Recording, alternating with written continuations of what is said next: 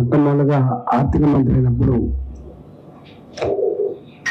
నా శ్రీనివాస్కు ఐడియా ఉంటుంది. తాను శ్రీనివాస్కి నా దగ్గరికి వందల సంఖ్యలో మంది వచ్చేటోళ్ళు. ఇక్కడ తెలంగాణ ఉద్యమంలో 14 సంవత్సరాలు పనిచేసిన వాళ్ళం కాబట్టి అన్ని వర్గాల తెలంగాణ ఉద్యమంలో కలిపిన వాళ్ళుగా నడిపిన వాళ్ళుగా ఆ బంధం ఉంది కాబట్టి అందరూ వచ్చేవాళ్ళు. ఒకసారి మా ఫైనాన్స్ సెక్రటరీ గారు అప్పుడు కూడా రామకృష్ణ ఉండే, నాగిరెడ్డి గారు, రామకృష్ణ గారు వాళ్ళందరూ ఉన్నప్పుడు నా దగ్గర రావాలంటే ఇట్లా తోసుకొని వచ్చాడు. వందల సంఖ్యలో మంది ఉండేది. రాజన్న గారు ఈ ఛాంబర్ రావాలంటే ఇంత కష్టమవుతుంది మంత్రి గారు, మేము ఆర్థిక మంత్రి అంటే ఎప్పటికప్పుడు కొంచెం టిప్ టాప్గా ఉండి ఏదైనా చెప్తే నాకు సలహా ఇచ్చేటువంటి మంత్రి ఉండాలి, కానీ ఈ ఆర్థిక శాఖ 200 మంది ఎందుకు వస్తుందని చెప్పి వాళ్ళు అడిగారు. అని అంత చెంటవాసన వస్తాను. నేను మంచి స్ప్రే కొట్టి సాగాను. నేను ఎక్కడ చెప్పినా నా ఛాంబర్కి సెంటు వాసన వస్తే నేను 15 మంత్రిగా ఉండిపోతుంది. చెంట వాసన వచ్చింది కాబట్టి నాకు ఇంత మంచి పని చేస్తున్నాడు, భావిస్తున్నాను అని చెప్పినాను. నేను అన్నగారి ఇలాకాలో నేను సైదాబాద్ హాస్టల్ చదువుకున్నాను. నా మొట్టమొదటి ప్రస్థానం నేను హై స్కూల్, నాదేమో కేశవ హై స్కూల్, నేను ఉన్నదేమో హాస్టల్ సైదాబాద్. ఆ సైదాబాద్ ఏంటంటే మా ఊరి పక్కన రావడం ఉంటే ఇక్కడ మంచిగా ఉందని చెప్పి అది వేసిండు. రోజు కట్టెలకి అన్నం కొలిసి పెట్టేది, ఎప్పుడు కనబడని పప్పు ముక్కలు లేని చారుని నీళ్ళ చారు పోసేది. ఆ బువ్వ తింటున్నప్పుడు ఆ రాళ్ళను ఏరుకొని, ఆ పురుగులను ఏరుకొని, ఆ ఉడకని ముక్క బువ్వ తింటుంటే మళ్ళీ గుర్తొచ్చేది, అమ్మ గుర్తొచ్చేది, నాన్న గుర్తొచ్చేది. అదే నరకం. అంటే ఆ నరకమే నాలాంటి ఉద్యమాలకి పురుగొల్తుంది. Circumstances made me to create like that అన్నట్టుగా నేను ఆ 9వ తరగతిలో ఉన్నట్టు హాస్టల్లో బాగా అనుభవించే కేశవం వేసుకున్నప్పుడు కూడా ఉద్యమాల్లో పోయింది.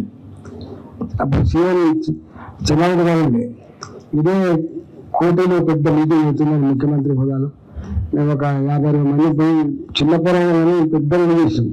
మా కడుపులో బోవ పెట్టాలి, మంచి బోవ పెట్టాలని మా నేను తీసుకుపోయి, అప్పుడు కంట్రోల్ ఒకటే ఉంది. అప్పుడు ఇవన్నీ స్టేషన్లు తక్కువ లంచ్ పని ఆట చెప్ప ఈ చెప్ప వాయించి పోరాడు గిన్నంత వేరుగా అని చెప్పి మనం అంటే అర్థం ఏంటంటే గక్కడి నుంచి వచ్చిన నేను ఆర్థిక మంత్రి అయిన తర్వాత మా ముఖ్యమంత్రి గారు కూడా చెప్పినాను, ఈ 185 గ్రాముల జీవో చిన్నపిల్లలకు పెట్టే బియ్యం అన్నం 165 గ్రామ్స్, అది కూడా నేను చెప్పిన బియ్యం ఇది తీసేసి తినేంత బియ్యం పెట్టాలి, బీపీటీ సన్న బియ్యం అన్నం పెట్టాలి అని చెప్పి వారికి సజెషన్ ఇస్తే గవాల మీద ప్రేమపుట్టిందని అని నేను రాష్ట్రం నుంచి వచ్చిన బిడ్డ మీకు తెలియదు అని చెప్పాను. ఇప్పుడు పెద్దలు కావచ్చు, కానీ ఇప్పుడు నేను పెద్ద కనబడుతున్నాను, కానీ అప్పుడు నేను చిన్న మనిషిని. నేను అక్కడ ఆ పిల్లలకి అన్నం పెట్టాలని చెప్పి మొత్తం రాష్ట్రంలో సన్నబియ్యాన్ని జీవించినప్పుడు నేనే. సో అమెరికన్ చేసిన ఒకసారి ఎవరి కో సర్టిఫికేట్ లేదు కాదు ఈ జాతర. ఆ పాత పేరుతోటి తిరగద్దు, కానీ అందరు వచ్చి అన్న మాకు ఇది లేదు అది లేదు ఉండమని చెప్పి అలా 40 రోజుల పాటు 40 days కంటిన్యూస్గా ఈ అన్ని కులాలను ఎక్కడ పిలిచారంటే, అరే మీరు ఎట్లయినా అసలు మీరు రాలేరు, మీరు చట్టసభలకు రాలేరు, మీరు అంత చిన్న జీవులు చిన్న జాతులు, మీరు రావాలంటే ఇంకా ఏ తరం అవుతుంది అని చెప్పి నాకు హాల్ నెంబర్ 3 అని ఉంటుంది ఈ అసెంబ్లీలో, పెద్ద హాల్ ఉంటుంది. కొంచెం అన్ని పేపర్ మీటింగ్లు అట్లే అవుతాయి. 40 రోజుల పాటు ఈ అన్ని కులాల పెద్దలు రాష్ట్ర వ్యాప్తంగా పిలిపించి ఒక్కొక్క కులానికి ఏం బాగుంది మీ కష్టమేనని చెప్పి తెలుసుకొని వీటన్నిటికీ ఒక పరిష్కారం కోసం చేసిన దాంట్లో అనేక ఉన్నాయి. అలా 4 ఒకటిలో అందరికీ కుల సర్టిఫికేట్ ఇప్పించారు. అందరికీ కుల సర్టిఫికేట్ లేదు. అప్పుడే తక్షణం వచ్చేసి కులం లేకుండా ఎట్లా చదువుకుంటారు వీళ్ళు, 20 కులాల వల్ల ఏ కులాలైతే రికార్డుల్లో ఉంటాయో ఈ కులం కాకపోయినా రికార్డుల్లో ఉన్న కులంతో వాళ్ళు చదువుకునే సందర్భాలు ఉంటాయి. అందరికి ఇప్పించడం. అప్పుడు నేను ఒక 7 ఏళ్ల పాటు ఈ రాష్ట్రంలో ఉన్న బీసీ మంత్రులు బీసీ ఎంపీలు, బీసీ ఎమ్మెల్యేలు, లక్కీ వెళ్ళేటప్పుడు కౌన్సిల్ చైర్మన్ స్వామి గారు బీసీలు, ఇక్కడ నర్సరీ గారు కూడా బీసీలు ఉండే, వాళ్ళు కూడా బీసీ ప్రైవేట్ బీసీ కాల్కులేట్ లేదు. ఇలా ముఖ్యమంత్రి గారు తెలిసింది ఏదో పెడుతున్నట్టు పెద్ద పెద్ద అంగం అవుతుంది, 40 రోజుల పాటు ఇది తెలుసుకున్నామట, మళ్ళీ 3 రోజులు ఇది తెచ్చామట, అవును పెట్టినా ఆ గిరేం పని చేస్తున్నాను నేను, చేయాల్సిన పని చేస్తున్నాను, మంచి పని చేస్తున్నా. రేపు ఈ పార్టీ కూడా అక్కడికి వస్తారు, అంటే ఈ జాతులు నేను తిరిగి మనకు కూడా అక్కడికి వస్తారని చెప్పి దాని నుంచి వచ్చింది 250 బీసీ రెసిడెన్సీ స్కూల్, అక్కడి నుంచి వచ్చినాయి అవన్నీ బట్టిగా రాలే. నేను చిన్నప్పుడు ఇక్కడే లేదు కాబట్టి వైశ్య ఆస్తులు ఏముండే, రెడ్డి ఆస్తులు ఏముండే, విలమ ఆస్తులు ఏముండే, పద్మశాలి ఆస్తులు ఏముండే చూసేవి కాబట్టి అసలు సరే కొంత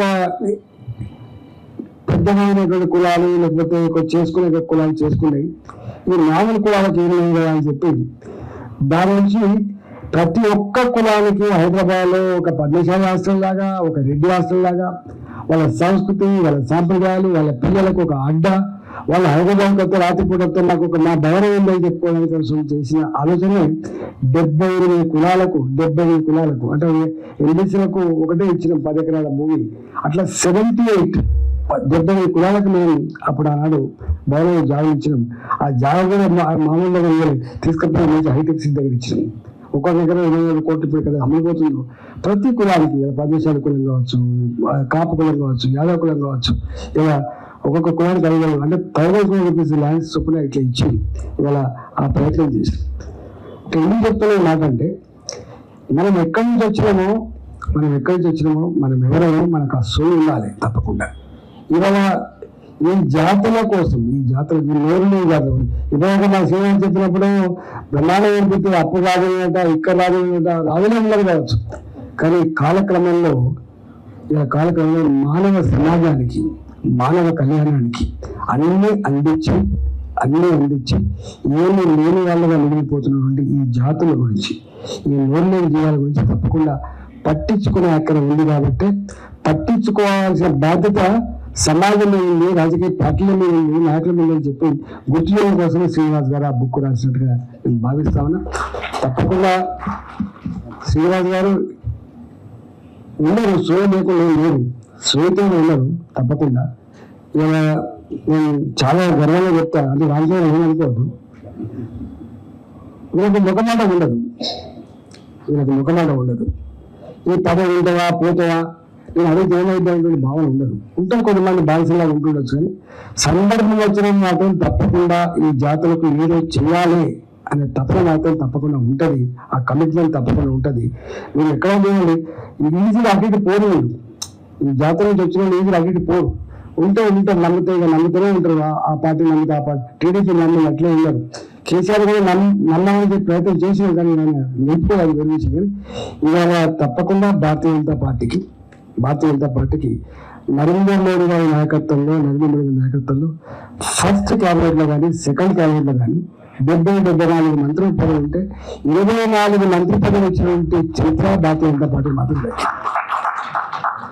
ఇవాళ యూపీలో గెలవడానికి కానీ, యూపీ లాంటి రాష్ట్రంలో గెలవడానికి కానీ, ఇతర రాష్ట్రాల్లో ఈ సామాజిక సమతుల్యత గురించి చేస్తున్న ఎక్సర్సైజ్ నేను అప్పుడప్పుడు చూస్తూ ఉంటా. అంతేకాదు, అంటే ఎప్పుడు అవకాశం వచ్చినా కూడా వాజ్పేయి గారు ప్రధానమంత్రి అయితే అందరూ నచ్చిన ఒక మైనారిటీ అబ్దుల్ కలాంని రాష్ట్రపతి చేసింది. దానికి beauty of Bharatiya Janata party. ఇవాళ మొట్టమొదటిసారి నరేంద్ర మోడీ గారు ప్రధానమంత్రి కాగానే 2 రాష్ట్రపతి చేసిండు. ఒక దళిత బిడ్డని మొట్టమొదటిసారి రాష్ట్రపతి చేసింది భారతీయ జనతా పార్టీ. ఈ దేశం ఎప్పుడు ఊహించని బిడ్డ, ఒక ఆదివాసి అడవి బిడ్డ నిర్మూలి 2 సార్లు రాష్ట్రపతి చేసే చరిత్ర కూడా భారతీయ జనతా పార్టీకి ఉంది. కాబట్టి తప్పకుండా ఇవాళ దీన్ దయాళ్ ఉపాధ్యాయ గారు రాజ్యం ఎప్పుడు కూడా పెద్దల పక్షాన మాత్రమే ఉండొద్దు. ఇలా government always meant for poor, not for rich. తండ్రికి ఏ సామాజిక స్పృహ అయితే ఉంటుందో ప్రభుత్వానికి కూడా ఆ సామాజిక స్పృహ ఉండాల్సిన అక్కడ ఉంటుంది, వాళ్ళ గురించి పట్టించుకోవాల్సి అక్కడ ఉన్నది. ఇవాళ అంబేద్కర్ ఇంత గొప్ప రాజ్యాంగాన్ని డెవలప్మెంట్ విత్ ఈక్వల్ డిస్ట్రిబ్యూషన్ అని చెప్పి రాసింది ఆయన. సమస్త సంపదలు, సమస్త ప్రజల అవసరాలు తోడ్పాటు అందించినటువంటి గొప్ప తాత్వికతను అందించిన మానవుడు అంబేద్కర్ గారు. కాబట్టి ఇవాళ దీన్ దయాళ్ ఉపాధ్యాయ గారు చెప్పిన, అంబేద్కర్ గారు చెప్పిన, ఇవాళ మోడీ గారు దాన్ని ఆచరించే ప్రయత్నం చేస్తూ ఉన్నాడు. అంటే ఇన్ని సంవత్సరాల రుగ్మతల్ని, వైవిధ్యాన్ని, ఇంత అంతరాన్ని ఒకేసారి స్క్రాప్ చేసే శక్తి సత్తా లేకపోవచ్చు. కానీ తప్పకుండా రాబోయే కాలంలో ఈ గ్యాప్ ఏదైతే ఉందో, ఉన్న వాళ్ళు లేని వాళ్ళ మధ్య గ్యాప్ ఏదైతే ఉందో, ఈ గ్యాప్ తప్పకుండా తగ్గించే అక్కడ ఉంది. సమాజం చల్లగా ఉండదు అంటే, సమాజం చల్లగా ఉండాలి అంటే తప్పకుండా జరగాల్సిన అక్కడ ఉన్నది. సంపద పీడనే కాదు, ఇక్కడ మనం చూస్తాను, సంపద పీడనే కాదు. నాకు తెలిసి మోడీ గారు కలిగినప్పుడు 80 కోట్ల మందికి బియ్యం ఇచ్చినాం. ఇవాళ ఆరోగ్యశ్రీ లాంటి ఆయుష్మాన్ భారత్ లాంటి పథకాలు తెచ్చినాం. గరీబులకు రకరకాల పద్ధతుల్లో సపోర్ట్ చేసినప్పటికి కూడా అంతిమ ఆశయం ఇలా ఒకటే ఉంటుంది. అందరూ తన కాళ్ళ మీద బతికేటువంటి శక్తి సత్తా సంతరించుకుంటేనే ఆ సమాజం గొప్ప సమాజం తప్ప, సంపద పెంచుకుంటే లక్షల బడ్జెట్ పెంచుకునే మాత్రాన ఆ సమాజం గొప్పది కావాలనేటువంటి భావన మోడీ గారికి కూడా ఉంటుంది, మాయావతిలో కూడా ఉంటుంది. కాబట్టి ఇవాళ సంక్షేమ పథకాలు ఈ జాతులకి, ఇవాళ ఈ జాతులకి మనం అందించాల్సిన అక్కర ఉన్నది. ఇవాళ నేను ఇంకొక పని కూడా చేసినాం. ఈ 33 కూడా ఏవైతున్నారో, ఈ నిర్ణయం చేయడం ఏవైతున్నారో వాళ్ళందరూ వితౌట్ ఇంటర్నెస్, వీళ్ళందరూ 2,000 సీట్లు 4,000 సీట్లు హాస్టల్ సీట్లు ఇచ్చారు. ఇప్పుడు ఇస్తే వేరే విషయం. కానీ నేను ఉన్నప్పుడు ఎన్ని వేల మంది దరఖాస్తు చేసుకున్నా ఈ జాతీయ సమయం వాళ్ళంతా ఎక్కువ వాళ్ళు ఎక్కడో గుడిసె వేసుకొని ఎక్కలు పట్టుకుంటా ఉండేటోళ్ళు కొంతమంది ఉంటారు, పిల్లలు పట్టుకొని బతుకునే కొంతమంది సంచార జాతులు ఏ దుట్టగా తిని ఉండేటోళ్ళు ఉంటారు.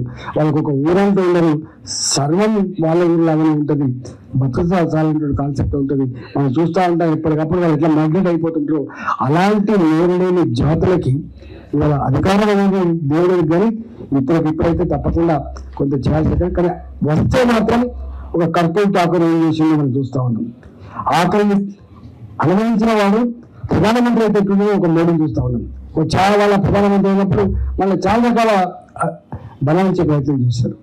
కానీ ఆకలి అనుభవించిన వాడు, దుఃఖాన్ని చవి చూసిన వాడు, ఆ ఆకలి దుఃఖం సందర్భంలో అవమానాలకు గురైన వాడు దేశ ప్రధానమంత్రి అయితే ఎట్లా ఉంటుందో దానికి సజీవ సాక్షి మోడీ గారు. కాబట్టి అందుకని డెఫినెట్ గా ఈ జాతర నుంచి వచ్చే వాళ్ళు ఒక కర్పూర్ ఠాకూర్ కావచ్చు, అంతకన్నా ముందున్నటువంటి వాళ్ళు కావచ్చు, డెఫినెట్ కొంత మెరుగైనటువంటి కెపాసిటీ ఉన్న వాళ్ళు ఇస్తే వేస్తారు. ఏ కుటుంబంలో అదే చేసే ఆస్కారం లేదు. కాబట్టి తప్పకుండా ఈ జాతులకు కూడా ఆకలి ఉన్న వాడికి, దుఃఖం ఉన్న వాడికి రాజ్యం అవసరం ఉంటుంది. రాజ్యం అవసరం ఉంటే అధికారం కూడా అవసరం ఉంటుంది. కాబట్టి ఆ దిశగా 20 శ్రీనివాస్ గారి బుక్ ప్రయత్నం చేస్తారని చెప్పి మనస్ఫూర్తి కోరుకుంటూ నమస్కారం.